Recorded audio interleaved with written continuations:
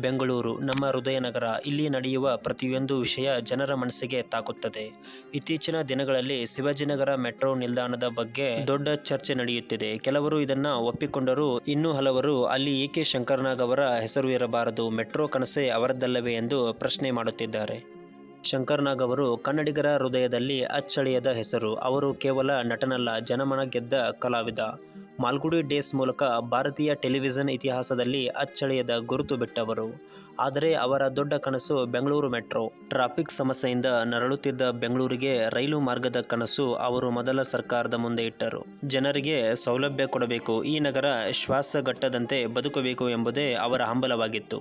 ಆ ಕನಸು ಇಂದು ಸಾಕಾರವಾಗಿದೆ. ನಾವು ಪ್ರತಿದಿನ ಬಳಸುವ ಮೆಟ್ರೋ ಅವರ ದೃಷ್ಟಿಯ ಫಲವಾಗಿದೆ. ಈ ಮಾಹಿತಿಯಲ್ಲಿ ಮುಂದುವರಿಯುವ ಮುಂಚೆ ನಮ್ಮ ಮಾಯಾವಿ ಚಾನಲ್ ಅನ್ನು ಸಬ್ಸ್ಕ್ರೈಬ್ ಮಾಡಿಕೊಂಡು ಪಕ್ಕದಲ್ಲಿರುವ ಬೆಲ್ ಐಕನ್ ಪ್ರೆಸ್ ಮಾಡೋದನ್ನು ಮರಿಬೇಡಿ.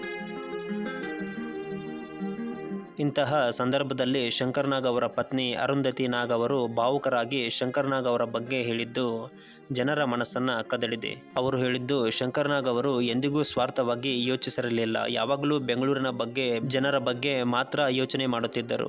ಶಂಕರ್ನಾಗ್ ಅವರು ಮೆಟ್ರೋ ಕನಸು ಕಂಡಿದ್ದರು. ಅದಕ್ಕಾಗಿ SR ಬೊಮ್ಮಾಯಿ ಜೊತೆ ಲಂಡನ್ಗೆ ಹೋಗಿ ಅಲ್ಲಿನ ಮೆಟ್ರೋ ಕಂಪನಿ ಜೊತೆ ಮಾತನಾಡಿದ್ದರಂತೆ. ಆಗ ತನ್ನ ಸ್ವಂತ ಹಣ ಖರ್ಚು ಮಾಡಿಕೊಂಡು ಹೋಗಿದ್ದರು. ಆಗ ಪತ್ನಿ ಅರುಂಧತಿ ನಾಗ್ ಅವರು, ನಿನ್ನ ಹಣ ಖರ್ಚು ಮಾಡಿಕೊಂಡು ಏಕೆ ಹೋಗ್ತೀಯ ಎಂದು ಕೇಳಿದಾಗ ಅದಕ್ಕವರು, ಇವತ್ತು ನಾನು ಏನು ಹೆಸರು ಹಣ ಸಂಪಾದಿಸಿದ್ದೇನೋ ಅದು ಈ ನಾಡಿನಿಂದ, ಈ ಇಂಡಸ್ಟ್ರಿಯಿಂದ ಬಂದಿದ್ದು. ನನ್ನ ಬೆಂಗಳೂರಿಗಾಗಿ ನಾನು ಕೇವಲ ಲಂಡನ್ಗೆ ಟಿಕೆಟ್ ತೆಗೆದುಕೊಂಡು ಹೋಗೋಕೆ ಆಗಲ್ವಾ ಎಂದು ಹೇಳಿದ್ದರಂತೆ. ಹಾಗೂ ನನಗೆ ಈ ನಗರದ ಜನ ಸುಖವಾಗಿರಬೇಕು ಅನ್ನೋದು ಮುಖ್ಯವಾಗಿದೆ.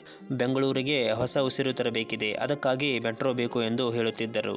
ಅವರ ಕನಸು ಇಷ್ಟು ದೊಡ್ಡದಾಗಿತ್ತು. ಆದರೆ ದುರದೃಷ್ಟವಶ ಆ ಕನಸು ಸಾಕಾರವಾಗುವುದನ್ನು ಅವರು ನೋಡಲು ಸಾಧ್ಯವಾಗಲಿಲ್ಲ.